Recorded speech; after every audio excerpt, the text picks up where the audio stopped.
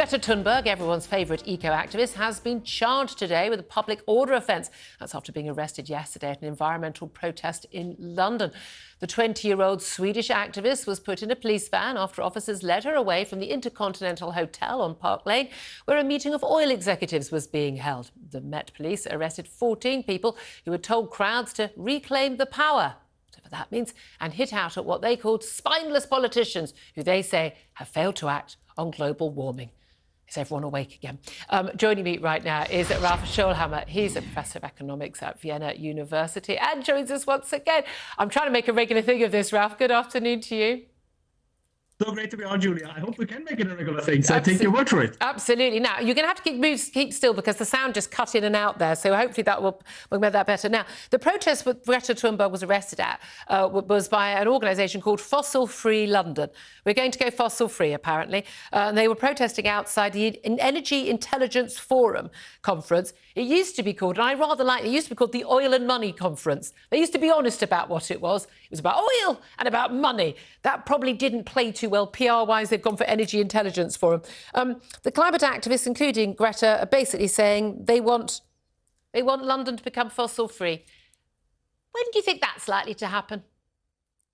Yeah, well, I think the first thing we have to start with is you viewers and probably everybody else is having a serious case of Greta fatigue syndrome.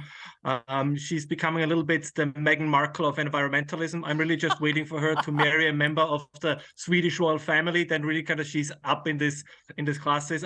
I didn't even know she was in London until she got arrested. Just as a couple of months ago, nobody knew she was in Germany until she got arrested. So that seems to be this new PR coup. Wherever she goes, there's like this prearranged arrest so that anybody finds out that she's even there. The winds are shifting against this kind of climate activism. And we see it even now. If she wouldn't have gotten arrested, nobody would know that she was in London. No, indeed. But she always seems to be rather happy about getting arrested. It's happening more and more often. She always seems to smile and look perfectly happy about it. This is part of the aim. They then get publicity. I mean, to a certain extent, I'm feeding into it. I shouldn't talk about it. I'm just encouraging them. But actually, the more we talk about these people, the more they're being exposed for the nonsense. And by the way, everyone who goes, oh, you shouldn't have a go at Greta Thunberg, she's a grown woman. If you want to be an activist, if you want to tell everyone else how to live your life, if you get access to leading politicians and governments, then I'm afraid you're going to have to take criticism of the nonsense that you talk and the nonsense that you do. And it's all just a huge PR show. For example, I'm speaking to you now from the Arctic Circle. I'm in Norway currently at an undisclosed location. Are you planning to get arrested? Well, it's an exile, right? I have been exiled to Norway, and everything here is fabulous, right? The Norwegians are rich because they sell all the natural gas to you Brits. So everything here works perfectly, and they do the same thing, right? They now renamed their energy ministry. They took petroleum out of the name, but you can rest assured that they will never take petroleum out of their budget. So all of this is becoming a huge PR gag. The fossil age is not ending. As the geopolitical fractions are shifting, everybody realizes that we can't move on as we did in the last couple of years. So a lot of this will be talk, but what's actually happened is very different. And you'll see this, some places will move faster, some places will move slower. But what's happening is that we're leaving fantasy land. Like, we could afford luxurious idiocies as long as we were rich, but now as we get poorer, right, we can no longer afford this idiocies.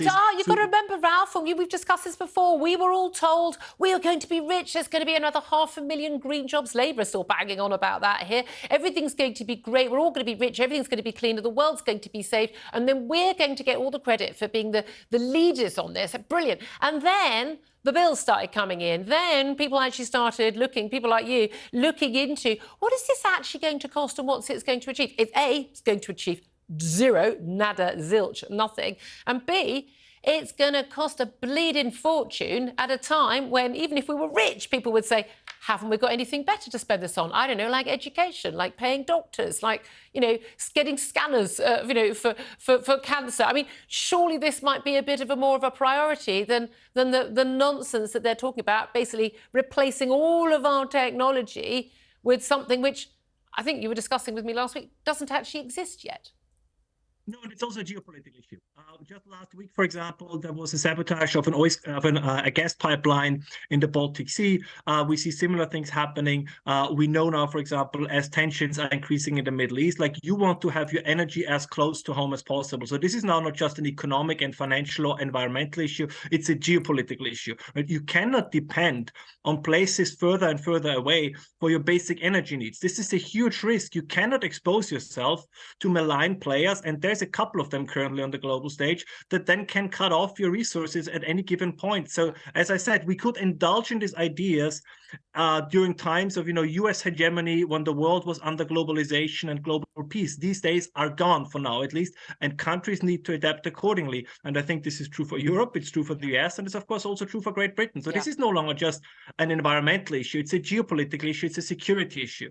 Yeah, and it's a keeping the lights on issue. I still find it extraordinary. We have to have announcements going, oh, it looks like we probably won't have blackouts this winter. You think, really? I mean, are we in the Blitz? Should we even be discussing this as an option? I just find it extraordinary. Do you think the world is waking up? Do you think the voters are waking up? And if this actually, we saw a by-election in London and Uxbridge where this was it. It was actually not a measure about climate change, measure about environmental pollution from dirty vehicles. That was the idea from Sadiq Khan for his expansion of the ULEZ zone. But actually, that was considered to be a bit of a deal breaker.